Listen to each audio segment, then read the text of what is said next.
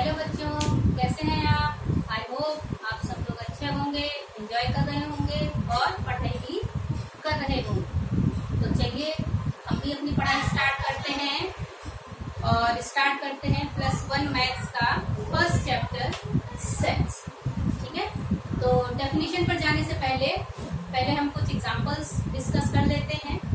तो चलिए, अगर मैं आपसे कहूँ collection of reverse in India, तो आप इसमें क्या क्या लिखेंगे? ऑब्वियसली वो नदियां जो भारत में बहती हैं, आप वही सब लिखेंगे, जैसे गंगा,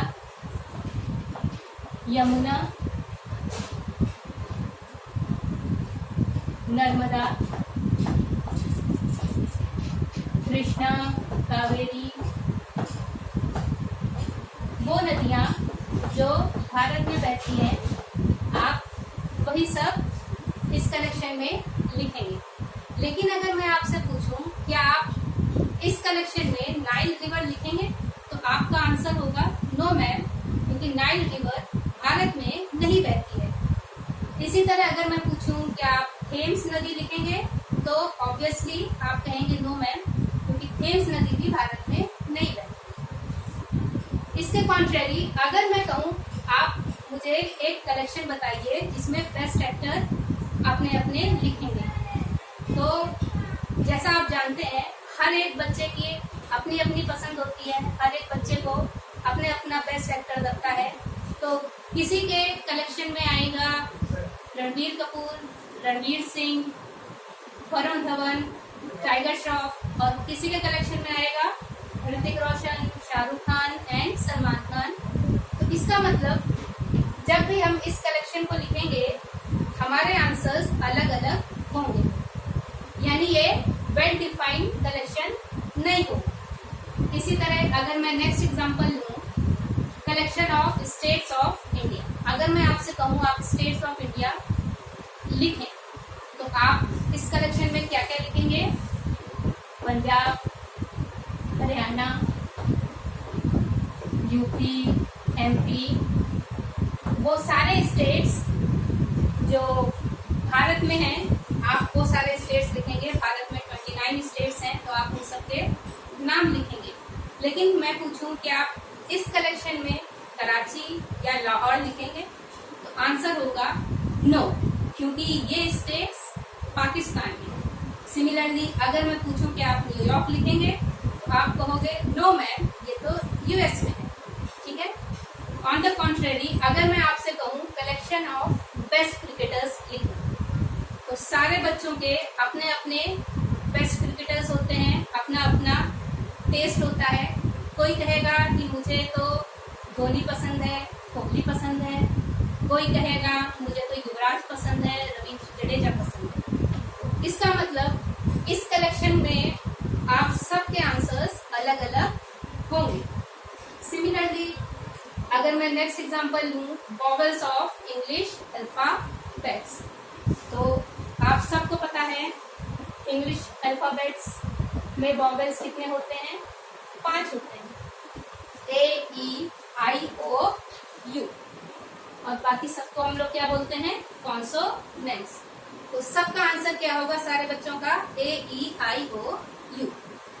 सिमिलरली अगर मैं पूछूं कि आप मुझे सबसे डरावने एनिमल्स का कलेक्शन बताएं, तो वो हर बच्चे का अलग अलग होगा, क्योंकि किसी बच्चे को कॉकरोच से डर लगता है, किसी बच्चे को छिपकली से डर लगता है, किसी को लायन से लगता है, किसी को टाइगर से लगता है। तो ये भी कलेक्शन वेल डिफाइंड नहीं होगा। अगर मैं कहूँ आप मुझे एक और एग्जांपल लेते हैं कि आप मुझे odd natural numbers less than 10 बताएं, आप सबके आंसर्स क्या क्या होंगे? 1, 3, 5, 7, 9। ये सारे हमारे क्या हैं? Odd numbers. ठीक है, तो आप सब बच्चों का आंसर यही होगा। अगर मैं आपसे कहूँ सोल्यूशन ऑफ x² = 4 बताएं, तो आप लोग इसको कैसे सॉल्व करेंगे? x² = 4 को x² - 4 = 0, ये ए स्क्वायर माइनस बी स्क्वायर की फॉर्म बन गई। तो ए स्क्वायर माइनस बी स्क्वायर क्या होता है बच्चों? ए माइनस बी इंटू ए प्लस बी। तो ये दो चीजों का प्रोडक्ट है। अगर दो चीजों का प्रोडक्ट 0 है तो इसका मतलब क्या है? आइदर x माइनस 2 बराबर 0 और x प्लस 2 बराबर 0। तो इन दोनों से हमारे सोल्यूशंस क्या आएंगे? Either x is equal to 2 और x is equal to minus 2। तो हमारे पास x की वैल्यूज क्या क्या आ गई? Plus minus 2। ठीक है, तो ये सारे सोल्यूशंस हमारे हैं x is equal to plus minus 2 किस इक्वेशन के? x square is equal to 4 के। और आप सबका आंसर यही आएगा। तो हमने इन एग्जाम्पल से क्या सीखा? इन एग्जाम्पल से हमने सीखा कि वो कलेक्शन जो वेल डिफाइंड है उसी को हम क्या बोलेंगे? सेट।